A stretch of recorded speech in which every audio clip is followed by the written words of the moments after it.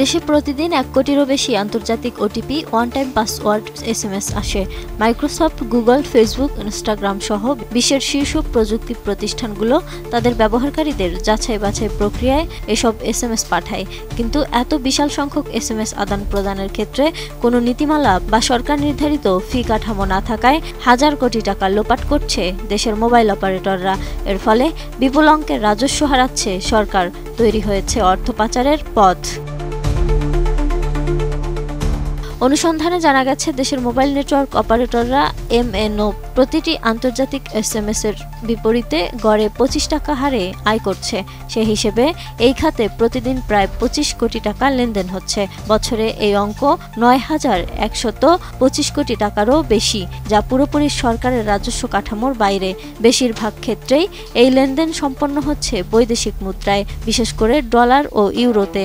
এর ফলে দেশের টাকা বিদেশে পাচার হচ্ছে বলেও অভিযোগ উঠেছে। সঠিক প্যাড আর সঠিক তথ্য দিয়ে এসব সামলে নিব এক হয়ে। Monalisa sanitary napkin. বর্তমানে এই খাতটি এক ধরনের গ্রে এরিয়া হিসেবে পরিচালিত হচ্ছে। BTRCর পক্ষ থেকে নেই কোনো নির্ধারিত SMS টার্মিনেশন রেট, নেই বাধ্যতামূলক রিপোর্টিং সিস্টেম। ফলে একাধিক অপারেটর গ্রে রূপ ব্যবহার করে SMS আদান প্রদান করছে, যা সাইবার নিরাপত্তা ও জাতীয় স্বার্থের জন্যও ঝুঁকিপূর্ণ।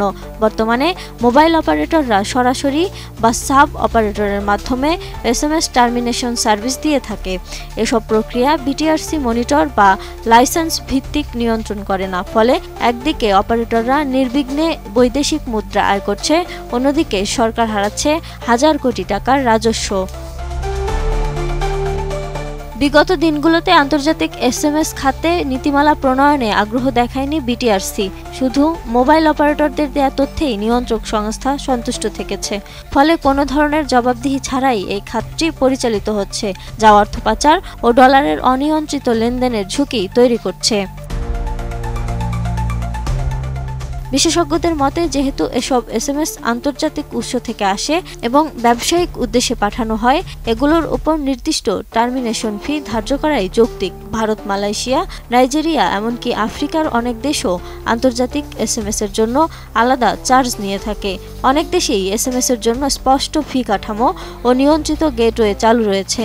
বাংলাদেশ এখনও কোনো আনুষ্ঠানিক লাইসেন্সিং বা মনিটরিং ব্যবস্থা চালু করতে পারেনি। এতে সংশ্লিষ্টদের ব্যর্থতা রয়েছে। জাতীয় রাজস্ব বোর্ডের কাছেও এই খাতের কোনো হিসাব নেই বলে জানিয়েছে সংশ্লিষ্ট একাধিক সূত্র।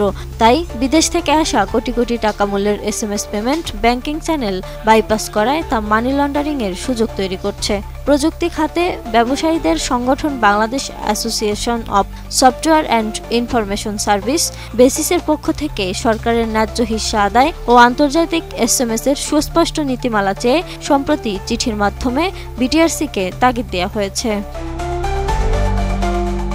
Lima Sayanti, desk report, ATN news.